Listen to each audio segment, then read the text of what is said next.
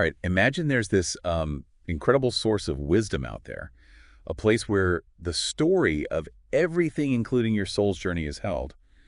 What if you could actually, consciously connect with that? It sounds a bit esoteric, maybe, like something from ancient philosophy, and, well, in some ways it is. But the sources you brought for this deep dive, they go beyond just the idea. Right. We're exploring a specific understanding and a really tangible method for accessing this realm. We're pulling directly from Insights by Linda Howe. She's a pretty significant voice in this field, and also the experiences of two certified teachers who use her specific approach. Exactly. So we've got this material, Linda Howe's perspective, plus these accounts from practitioners.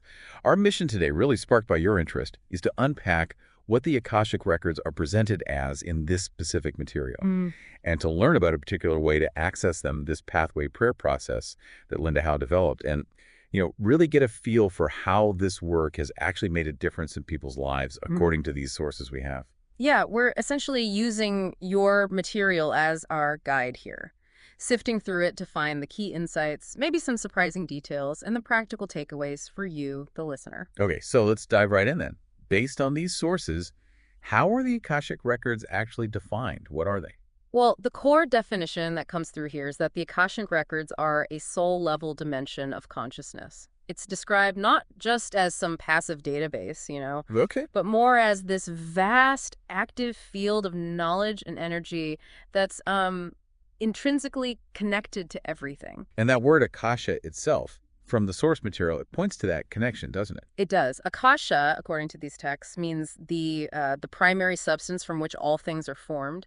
So when we talk about the Akashic records, we're really talking about tapping into this, well, this fundamental layer of existence, the energetic blueprint of everything, sort of. I really like the analogy the source uses, calling it the energetic connective tissue from the soul to the source. Yeah. Makes it feel less abstract somehow. It does, yeah. More like a fundamental part of our own connection to, well, the universe. Right. And what's particularly insightful here, I think, is the emphasis that this isn't about creating some new connection.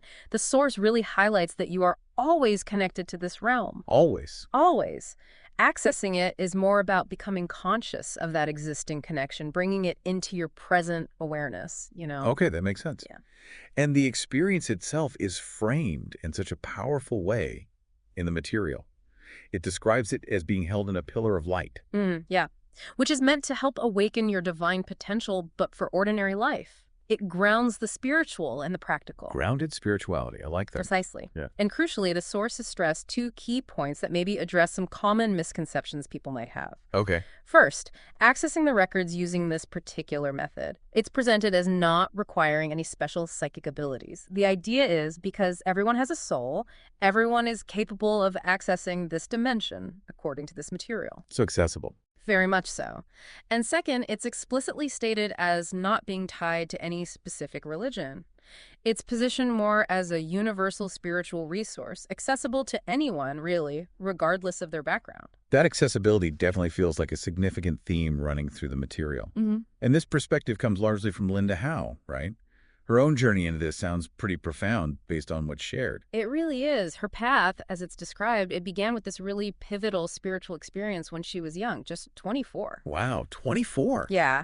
She felt this sudden, multidimensional awareness, sensing the universe's immense love and appreciation and delight, and this profound feeling of being completely known, seen without judgment. That sounds incredible, like a moment of radical connection. Absolutely. And the sources reveal she then spent her 20s and 30s actively searching, trying to return to that level of spiritual awareness. She explored various paths, different disciplines. Trying to get back to that feeling. Exactly. She found valuable things along the way, the source says, but nothing quite replicated that initial intense experience.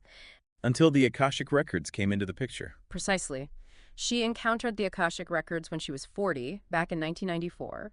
And since then, well, her work with the records has been extensive. The material mentions her decades immersed in this, leading to a deep understanding and the development of her specific methodology. And that methodology, her work, it seems focused on something very practical, despite the, cosmic nature of the records themselves. Yes, very much so. Her work, as it's highlighted here, is centered on helping people use the records to identify and actively bring their soul's path and purpose into their everyday lives. putting it down to earth. And she's distilled this into instruction manuals, her books. Right. The source mentions How to Read Your Akashic Records from 2009. It's noted as the first instruction manual of its kind, specifically on how to access them. Okay. Then Healing Through the Akashic Record in 2011, which focuses more on the therapeutic applications. Right, healing. And at the time the source material was compiled, she was getting ready to release her third book, Discover Your Soul's Path Through the Akashic Records, tying it directly back to that core focus of purpose. Okay, so that gives us a really clear picture of what the records are presented as in this context and Linda Howe's connection to it all. Now, the material you provided goes into detail about a specific method for accessing them, the pathway prayer process. Yes, this prayer-based method is absolutely central to the sources we're looking at. It was apparently given to Linda Howe in 2001 and is described as, like, the key that unlocks access within this particular framework. And what makes this specific method noteworthy, according to these sources? What's special about it? Well, what's particularly emphasized is its ability to move beyond just, intellectual understanding or only receiving information. This process, as it's described, allows access to the deeper heart. It engages emotion, the feeling essence, and even the will. So it's holistic. Exactly. It's presented as a more comprehensive way to connect with the records on multiple levels of your being. And there's a principle mentioned about how energy works once you're actually in the records using this method, something about words. There is, yeah. The source highlights this principle that energy moves on the formed word. What this basically means is that during your experience in the records, simply describing what you are sensing or seeing or feeling, just putting words to it, helps the energy and insights to flow and deepen. Ah, okay. So you describe it as it's happening. Right. And the key is to describe without immediately trying to analyze or evaluate it. Just let the description flow. Interesting. Now, this material actually offers you, the listener, a chance to understand the mechanics of using this pathway prayer process prayer yourself to potentially kind of step into this Akashic atmosphere. It does. It lays out the basic steps pretty clearly. The prayer itself has two parts, an opening and a closing, and you always use both. And a key point that kind of surprised me. You don't need to memorize it. The source actually suggests that reading the prayer is more effective. That's right. The idea is that reading it helps keep you present in the moment as you engage with the words, rather than getting stuck in your head trying to recall lines perfectly. It promotes presence. Okay, that makes sense. So walking through it as outlined in the source, to open, you start by reading the entire opening prayer out loud, just once, top to bottom. Correct. Then the instructions specify going to the third stanza of that opening prayer. It's the part that begins with, "Help me." Right, that specific stanza, and you repeat only that part silently. Silently, yes, 2 times. And this is where you use your current legal name. Ah, current legal name, not your birth name necessarily? Exactly. The source explicitly mentions using your name today, not from when you were born, and notes that this specific phrasing works with your current name vibration. It's a detail that anchors the practice right here, right now, to your present identity. Okay, so read the whole opening out loud once, then repeat that third stanza silently twice with your current legal name. What's the final step to actually open the records? You announce out loud, the records are now open. The source emphasizes this announcement. It's like a clear signal, both to yourself and, well, energetically, that you are intentionally shifting your state of awareness. Got it. So you've entered this space. What's the instruction then for the experience itself, according to this material? What do you do? Well, the guidance is primarily to just settle in, center yourself within that Akashic environment. The atmosphere is often sensed, as described in the source, as a sacred space, maybe like a sanctuary or realm characterized by great reverence. And going back to that formed word principle, Yeah, you're encouraged to describe what it seems like. precisely. Describe your sensory impressions, but without judgment. Does it feel still, quiet, contained, protected, maybe wide open? Is there a sense of darkness or light, sound, movement, or maybe a lack of movement? Articulating these impressions, however subtle they might seem, helps the energy flow. Then you shift your attention to observing yourself within that space. Yes. And as you do that, you recall the qualities of the spiritual realm as described in the source. It's governed by love, dignity, and appreciation. Okay. And the material clarifies it's not necessarily some realm filled with, flashy psychic phenomena or unusual activity. The invitation is simply to allow the experience to unfold naturally. Just be present with whatever is there. So once settled, the suggestion is to open up a bit more, maybe sink deeper, and if you feel called to, ask for a message within the records, like something encouraging or a beneficial awareness for your day. Exactly. And the source material gives examples of how that message might arrive. It could be an image, like an internal visual insight. Less commonly, at least for Linda Howe, according to this, it might involve sounds, but most often it's described as a sense of knowing. Ah, that phrase again, a sense of knowing that just kind of bubbles up from your deepest self, like a feeling or something that seems like an insight rather than a booming voice from above. Exactly that. You catch that sense, that glimpse of insight, and the guidance is simply to take it into your heart, receive it. Okay. And when you're ready to conclude the experience, ready to step out, The process is pretty straightforward. You close the records by reading the closing prayer. just read the closing prayer. That feels surprisingly simple after the opening sequence. That seems to be the elegance of it, as Mhm. presented in the source, yes. Read the closing prayer, and then, just like with the opening, you make an announcement out loud. The records are now closed. Okay. And the source material actually emphasizes repeating this final announcement 3 times. The records are now closed, the records are now closed, the records are now closed. Got it. So while it's specific, the process is presented as quite accessible. It's not framed as a full immersion course in itself, but more like a way to consciously step into that Akashic atmosphere. Exactly. It's framed as an opportunity. And the source material encourages approaching it with respect, respect for where you are in your own process, whether you're completely new to this or have some prior experience. Now, here's where we get to see the impact of this work in practice. The source material includes perspectives from 2 certified teachers, sharing their relationship with the records and how it actually makes a difference. Right. First, we hear from Barbara Schiffman. She's described as a life and soul balance coach, a certified hypnotherapist, and also a certified advanced Akashic records practitioner and teacher using Linda Howe's method. And she found Linda's book in 2009 and immediately signed up for teacher training in 2010. That suggests the method really clicked with her quickly. It seems so. And she's since taught hundreds of students. What's particularly insightful from her experience, I think, is that many of her students aren't just learning this as a standalone thing. Oh, No, they are practitioners in other healing and counseling modalities already. She's teaching hypnotherapists, psychologists, feng shui experts, animal communicators, various energy healers, Reiki practitioners, all sorts of people who are integrating the Akashic records into their existing professional work. wow. That really highlights the versatility, doesn't it? The potential application across different fields.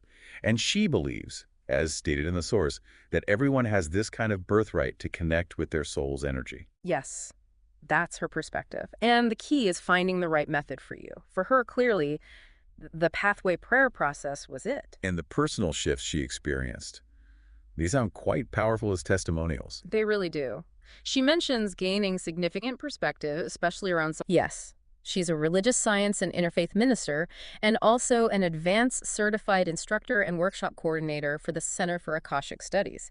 Like Barbara, she brings other modalities to her work. She's a certified hypnotist, life coach, Reiki master, energy worker, and tarot reader, too. Quite a combination. She wears many hats, and she's qualified to certify others in the classes based on Linda Howe's first 2 books, covering the beginning, advanced, and healing applications. That's right. And she shares this really fascinating anecdote about one of her students, a ministerial student and board member named Dr. Lisa Stewart. Oh? Dr. Stewart apparently used the pathway prayer process during a board meeting to access the Akashic records of their organization. The organization was named Anton. Hold on a second. An organization has its own Akashic record according to this experience. Based on Reverend Walden's account in the source material, yes. This experience confirmed for them that an organization, like a collective entity, can indeed have its own record. And she noted the organization was remarkably open to receiving the information that came through. That's a really unique application. It goes beyond just individual or family records. It really expands the potential scope of this work, doesn't it? Reverend Walden also talks about how she combines accessing the records with her other modalities, particularly spiritual counseling and ministry. She emphasizes the importance of honoring the guidelines of both practices when they're integrated. You don't just mash them together carelessly. Right, respecting both frameworks. Exactly.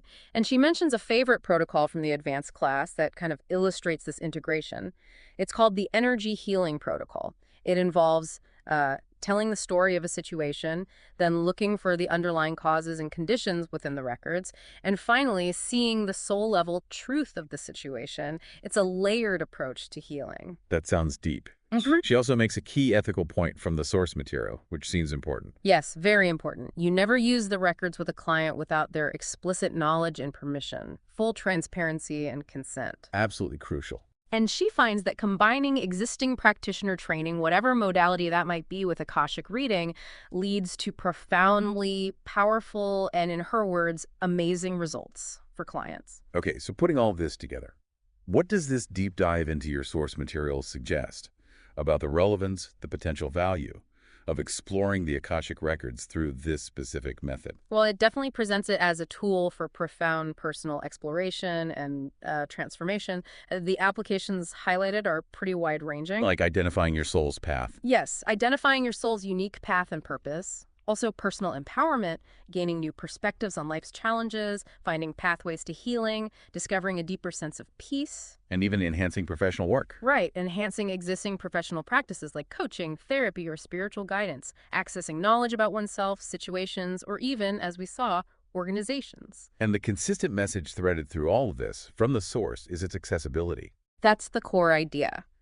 You don't need to be born with special abilities. You don't need to undergo years of obscure esoteric training or adhere to a specific religious doctrine. The fundamental concept presented is you have a soul.